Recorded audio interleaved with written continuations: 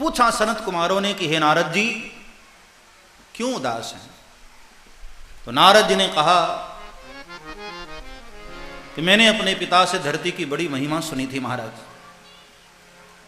तो एक बार मन हुआ कि धरती पर विचरण करने चलें, और मैं धरती पर विचरण करने आया। और महाराज क्या बताऊं, जहां जहां भी मैं गया, पुष्करम च प्रयागम च काशीम गोदावरीम तथा हरिक्षेत्रम कुरुक्षेत्रम श्रीरंगम सेतुवंदनम एवमादिश तीर्थेषु ब्रह्मांड इतस्ततः नापश्यम कुत्रचिच्छरमः मनः संतोषकारकम। इन सारे जगहों पर मैं गया, लेकिन कहीं भी मुझे शांति नहीं मिली, मेरे मन को संतोष नहीं मिला। और ध्यान देना, ये जो नारद जी ने लिस्ट दिया है ना, पुष्करम च प्रयागम च काशीम गोदावरीम हरिक्षेत्रम कुरुक्षेत्रम श्रीरंगम सेतुवंदनम, ये सारे के सारे तीर्थ हैं। और नारद जी कहते हैं कि मुझे वहां भी शांति नहीं मिली। तब तो अच्छा हुआ कि नारद जी बंबई नहीं गए, दिल्ली नहीं गए, वरना वहां की हालत देख करके तो और घबरा जाते बेचारे। नारद जी ने कहा मैं जहां जहां गया अशांति असंतोष, और उसका कारण भी था क्योंकि भगवान कृष्ण के जाते ही धरती पर कलयुग आ गया था, और कली का प्रभाव उस वक्त धरती पर ऐसा था। उदरम भरणो जीवा वरा काकूट भाषिण, लोग अपने पेट भरने को ही पुरुषार्थ मानकर बैठ गए थे।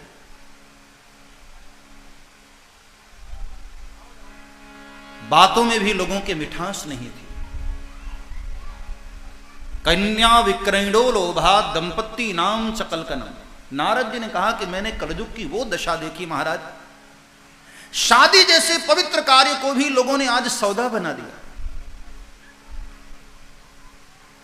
दो आत्माओं की मिलन होती है शादी, हाँ, लेकिन आज समाज का स्तर इतना गिर गया कि शादी को भी लोगों ने सौदा बना दिया।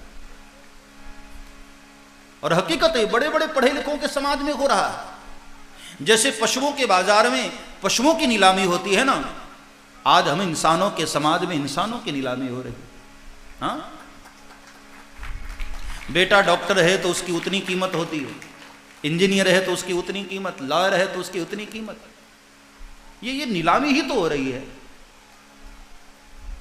कोई लड़की का रिश्ता लेकर आता है और हम ऐसे सौदा करने लग जाते हैं कि देखो भाई, एक पार्टी मुझे 10 लाख दे रही थी, मैंने वहां रिश्ता नहीं किया, अब आपके यहां करना है तो भाई देखो 20 से तो कम बात नहीं बनेगी। हाँ,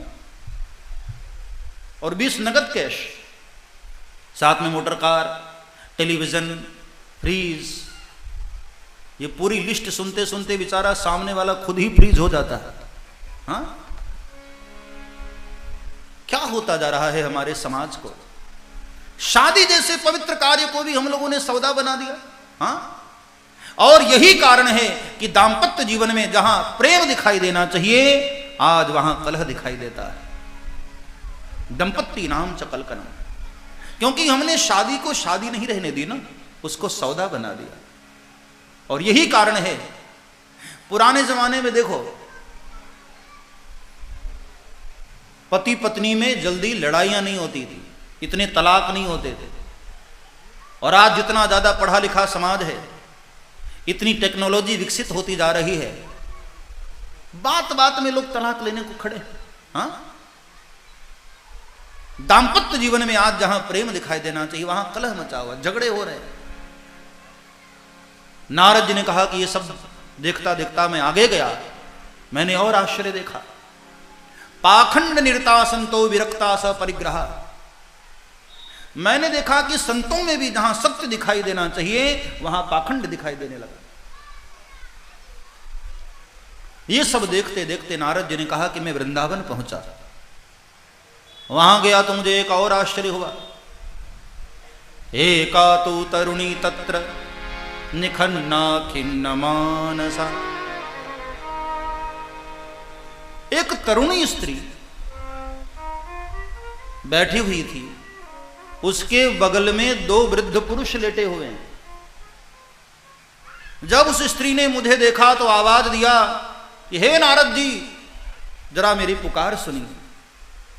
तो नारद जी ने कहा मैं वहां गया और उसको पूछा, बाले कासित्वम, कौन हो तुम, और ये दोनों पुरुष कौन हैं? तो उस स्त्री ने अपना परिचय दिया। अहम भक्तिरिति ख्याता इमौ में तनयौ मतौ ज्ञान वैराग्य नामानौ काल योगे न जर्जरौ। महाराज मैं भक्ति देवी हूं, ये दोनों मेरे पुत्र हैं, ज्ञान और वैराग्य। बाबा मैं युवान हूं और मेरे दोनों बच्चे बूढ़े हो गए।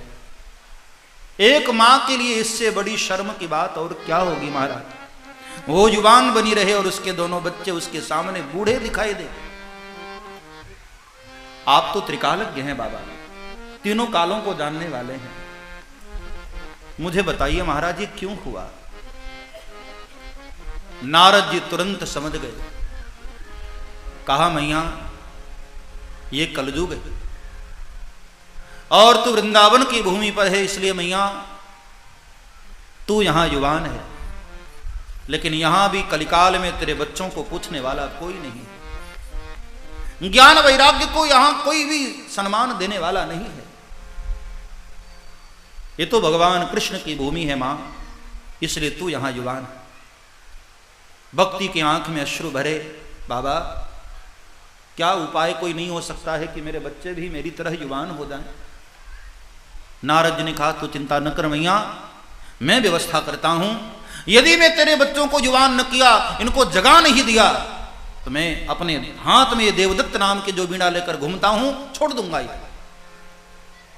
और नारद जी ने प्रयास शुरू किया। गीता का पाठ तो हजारों बार सुना दिया, वेद का पाठ किया, वेदांत का पाठ किया, लेकिन ज्ञान वैराग्य को कोई असर नहीं हुआ। दोनों बेहोश अचेत पड़े थे। पहले हिला डुला कर जगाया, फिर नाम लेकर जगाया, फिर वेद पढ़े, वेदांत पढ़े और गीता पाठे मुहुर मुहुर कई बार गीता का पाठ कर दिया, कोई असर नहीं। तब नारद जी बेचारे बड़े उदास होने लगे कि अब क्या करूं। लेकिन उसी समय आकाशवाणी हुई कि हे नारद जी, ज्ञान वैराग्य को पुष्ट करना है, जागरूक करना है, तो एक ही उपाय है, सत्कर्म करिए। नारद जी ने आकाश को पूछा कि महाराज अब इससे बड़ा सत्कर्म और क्या होगा? हाँ, मैंने वेद पढ़ा, वेदांत पढ़ा, गीता पाठ किया, अब इससे बड़ा सत्कर्म और क्या होगा? तब आकाश ने कहा कि सत्कर्म क्या है वो संतों से जाकर पूछिए। नारद जी ने भक्ति मैया को कहा मैया तू यहां रुक, मेरी प्रतीक्षा करना, मैं संतों को पूछकर आता हूं कि सत्कर्म आखिर है क्या। अब नारद जी निकले। पूरी दुनिया में नारद जी गए, बड़े बड़े ऋषियों के पास, बड़े बड़े संतों के पास, लेकिन सबने हाथ खड़े कर दिए कि महाराज जिसका उत्तर आपको ही नहीं पता है वो मैं क्या दे सकता हूं। तब नारद जी घूमते घूमते पहुंचे हैं बद्रिकाश्रम और वहां मुलाकात हो गई सनत कुमारों से। नारद जी ने कहा महाराज मैं इसलिए उदास हूं कि आकाश ने जिस सत्कर्म के विषय में कहा वो सत्कर्म क्या है। ये सुनते ही चारों ऋषि एकदम मुस्कुरा उठे। कहा नारद जी मैं बताता हूं सत्कर्म क्या है, सुनिए।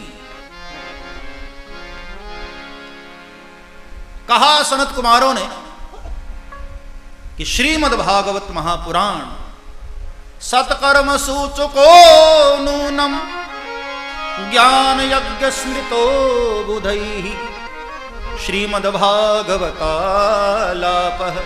सतु गीतः शुकादिभिः। हे नारद जी, दुनिया के जितने भी यज्ञ हैं वो सब कर्म सूचक है। कोई भी यज्ञ हो सब कर्म सूचक हो, चाहे हवन यज्ञ हो चाहे सेवा का यज्ञ हो, सभी यज्ञ कर्म सूचक हैं। वहां तुम्हें कुछ न कुछ करना पड़ता है। यज्ञ में भी बैठ करके आहुति देनी होती है ना, भले ही सब ब्राह्मण देव करते हैं लेकिन आहुति तो तुम्हें खुद देना पड़ता है। सब कर्म सूचक है।